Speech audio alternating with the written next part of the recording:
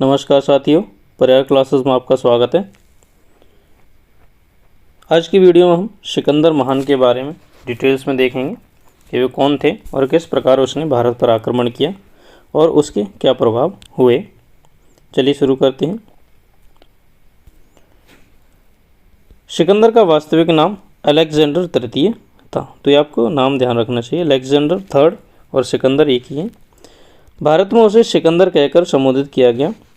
Alexander third Macedonia का राजा था और पर्शियन साम्राज्य का वो विजेता था, जिसे अपने जीवन में सबसे ज़्यादा किए गए फौजी अभियानों के लिए माना जाता है। यानी कि लाइफ में सबसे ज़्यादा किसी ने फौजी अभियान किए हैं तो वो था अलेक्जेंडर तृतीय या सिकंदर। ग्रीक इतिहासकारों के अनुसार अलेक्जेंडर ने पूरी दुनिया को जीत लिया था, इसीलिए उसे विश्व विजेता भी कहा जाता है और उसके नाम के साथ महान द ग्रेट भी लगाया जाता है। डिटेल में देखें तो उसका पूरा नाम था अलेक्जेंडर थर्ड या अलेक्जेंडर मैसेडोनियन। जन्म 356 बीसी में हुआ था।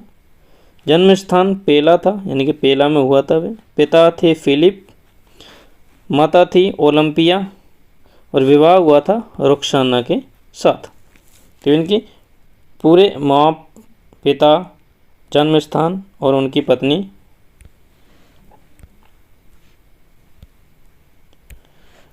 अनेक शानदार युद्ध अभियानों के बीच उसमें एशिया माइनर को जीतकर सीरिया को पराजित किया, मिस्र तक जा पहुंचा, जहां उसने अलेक्जेंड्रिया नाम का एक नया नगर बसाया। वहां उसने एक विश्वविद्यालय की भी स्थापना की। अगले ही वर्ष सिकंदर मेसोपोटामिया होता हुआ फ्रांस, ईरान पहुंचा और वहां के राजा डेरियस तृतीय को अरविला के युद्ध में हरा दिया। तो डेरियस थर्ड को भी हरा दिया फ्रांस में। वह स्वयं वहां का राजा बन गया। जनता का हृदय जीतने के लिए उसने फारसी राजकुमारी रुक्साना से विवाह कर लिया।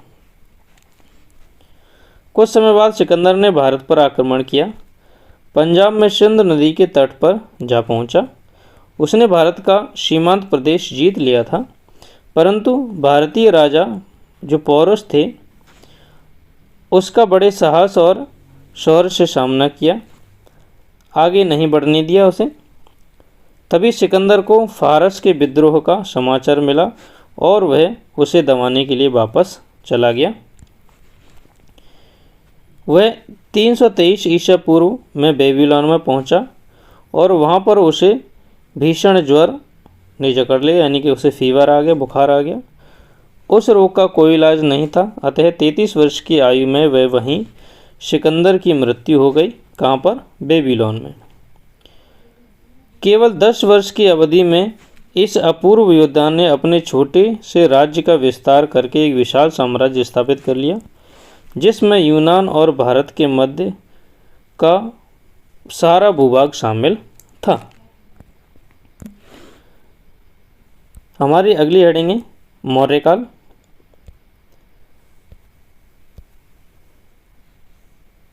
मौर्यकाल के हम राजवंश को देखते हैं, इतिहास को देखते हैं उसके।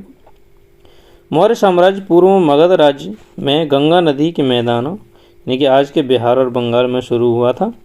इसकी राजधानी पाटलिपुत्र थी, जिसे आज पटना शहर के नाम से जाना जाता है। चंद्रगुप्त मौर्य 322 ईसा पूर्व से 298 ईसा पूर्व तक रहे। चाणक्य की सहायता से अंतिम नंद शासक घनानंद को उसने पराजित किया था, जो कि हमने पिछली वीडियो में देखा था। घनानंद को पराजित 25 वर्ष की आयु में ही उसने कर दिया था और मगध के सिंहासन पर खुद बैठ गया। उसने प्रथम अखिल भारतीय साम्राज्य की स्थापना की। 305 ईसा पूर्व में यूनानी शासक सेल्यूकस जो निकेटर था उसको पराजित कर दिया तथा काबुल, हेरात, कंधार, बलूचिस्तान, पंजाब आदि क्षेत्र को उससे ले लिया। सेल्यूकस ने अपनी पुत्री का विवाह चंद्रगुप्त से कर दिया और मेगास्थनीज को राजदूत के रूप में उसके दरबार में भेज दिया। जानकारी के स्रोत क्या क्या हैं जहाँ से हमें चंद्रगुप्त मौर्य की जानकारी मिलती है? विभिन्न ग्रंथ हैं, जैसे कथा सरित्सार जो कि सोमदेव ने लिखी है, बृहत कथा मंजरी जो कि क्षेमेंद्र जी ने लिखी है, महाभाष्य पतंजलि ने लिखी है और कल्पसूत्र भद्रबाहु ने लिखी है, जहाँ से हमें चंद्रगुप्त के बारे में जानकारी मिलती है।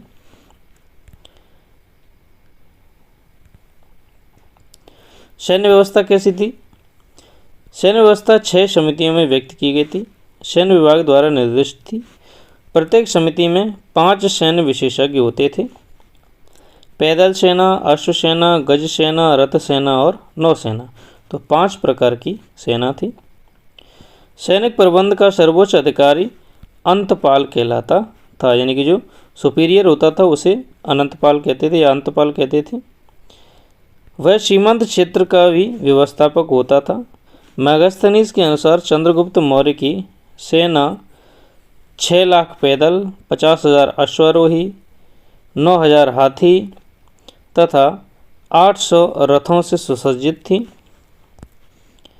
प्रांतीय व्यवस्था कैसी थी उसकी?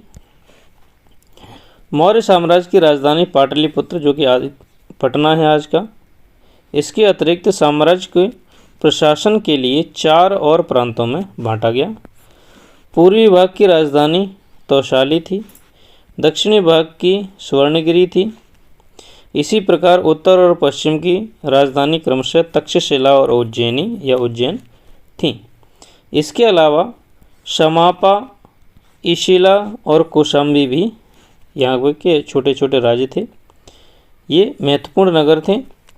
राज्य के प्रांतपाल कुमार होते थे जो कि स्थानीय प्रांतों के शासक थे। कुमार की मदद के लिए हर प्रांत में एक प्रांतीय परिषद और महात्मे होते थे। प्रांत आगे जिलों में बटे हुए थे और प्रत्येक जिला गांव के समूहों में बटा हुआ था। प्रादेशिक जिला प्रशासन का प्रधान होता था। रज्जुक जमीन को मापने का काम करते थे, यानी कि आज के पटवारी। पहले के कौन थे? रज्जक थे। प्रशासन की सबसे छोटी इकाई गांव थी, जिसके प्रधान को ग्रामिक कहा जाता था। अब पतन के कारण देखें। अशोक के उत्तराधिकारी अयोग्य निकले, उनमें कोई योग्यता नहीं थी। इस वंश का अंतिम राजा बृहद्रथ मौर्य था। 185 ईसा पूर्व में उसके सेनापति पुष्यमित्र शुंग ने उसकी हत्या कर दी और शुंग वंश की स्थापना कर दी। अब प्रमुख कारण क्या थे? एक तो निर्बल और अयोग्य उत्तराधिकारी थे। प्रशासन का अत्यधिक केंद्रीकरण हो गया था। चेतना का अभाव था। आर्थिक एवं सांस्कृतिक असमानताएं फैली हुई थी। प्रांतीय शासकों के अत्याचार और करों की अधिकता के कारण जो मौर्य साम्राज्य था उसका पतन हुआ। मौर्य शासक निम्न प्रकार से दिए गए हैं, उनका समय और डिटेल आप इनको स्क्रीनशॉट ले सकते हैं। सबसे पहले चंद्रगुप्त मौर्य, फिर बिंदुसार, फिर अशोक, फिर दशरथ मौर्य, फिर संप्रति, फिर शालिशुक, फिर देववर्मन, फिर शतधन्वन मौर्य और फिर बृहद्रथ। सबसे लास्ट राजा था बृहद्रथ। ठीक है, तो आज की वीडियो को देखने के लिए धन्यवाद। Thank you.